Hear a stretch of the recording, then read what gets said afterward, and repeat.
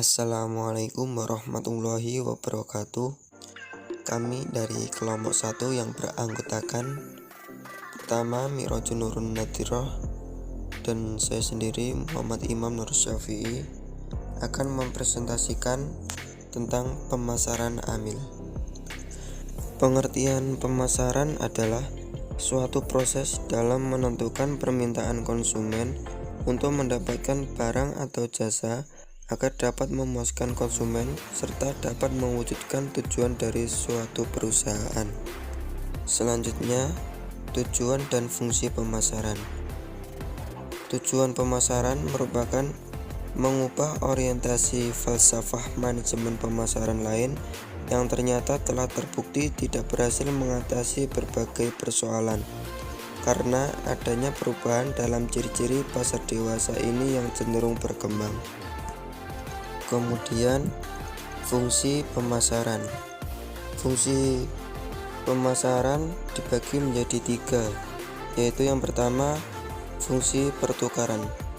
Dengan fungsi pertukaran, pembeli dapat membeli produk yang mereka inginkan dari produsen dengan menukarkan uang dengan suatu produk maupun menukar produk dengan produk atau barter, dan pembeli bisa memakai produk sendiri atau untuk dijual kembali. Pertukaran merupakan salah satu cara mendapatkan suatu produk. Yang kedua, fungsi distribusi fisik. Distribusi fisik suatu produk dapat dilakukan dengan cara menyimpan produk, mengangkut produk dari produsen ke konsumen yang membutuhkan dengan cara mengangkut melalui darat, air maupun udara. Kemudian yang ketiga yaitu fungsi perantara. Untuk menyampaikan produk dari tangan produsen ke tangan konsumen dapat dilakukan melalui perantara pemasaran yang menghubungkan aktivitas pertukaran dengan distribusi fisik. Selanjutnya, strategi pemasaran amil. Dalam strategi pemasaran amil dibagi menjadi 3, yaitu segmentasi. Segmentasi dimaknai proses membagi pasar menjadi beberapa kelompok yang lebih kecil berdasarkan karakteristik dan kriteria tertentu. Yang kedua, targeting. Targeting baru dilakukan setelah pasar dibagi ke dalam beberapa segmen. Setelah segmen terbagi, tindakan yang selanjutnya dilakukan adalah menentukan segmen mana yang akan hendak dibidik maupun dipilih. Yang ketiga, positioning. Positioning merupakan proses membangun persepsi atau menampakkan citra atau bisa disebut dengan image tertentu lembaga di benak muzaki yang dibidik.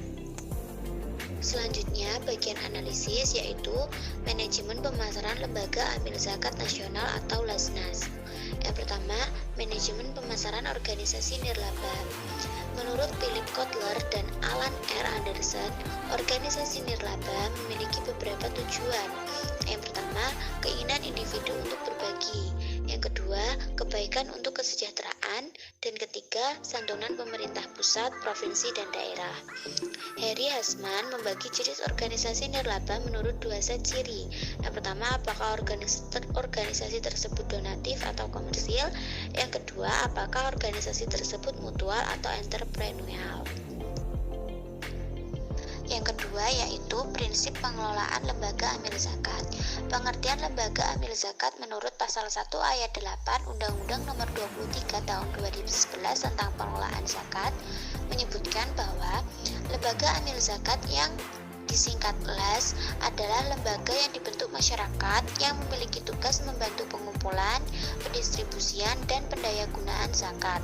Pada pasal 17 dijelaskan maksud dan tujuan pendirian LAS, yakni untuk membantu Basnas dalam pelaksanaan pengumpulan, pendistribusian, dan pendayagunaan zakat.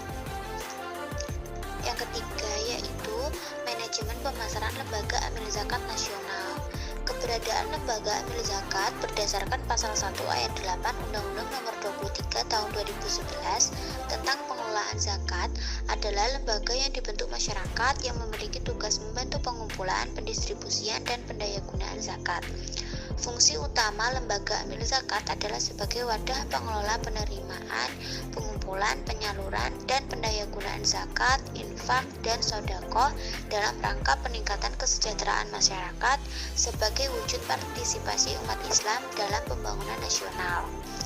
Lembaga amil zakat juga berfungsi sebagai pembinaan dan pengembangan swadaya agar program-program yang dibuat benar-benar terarah pada usaha untuk mengentaskan kemiskinan dan mencapai tujuan utama dari ekonomi Islam.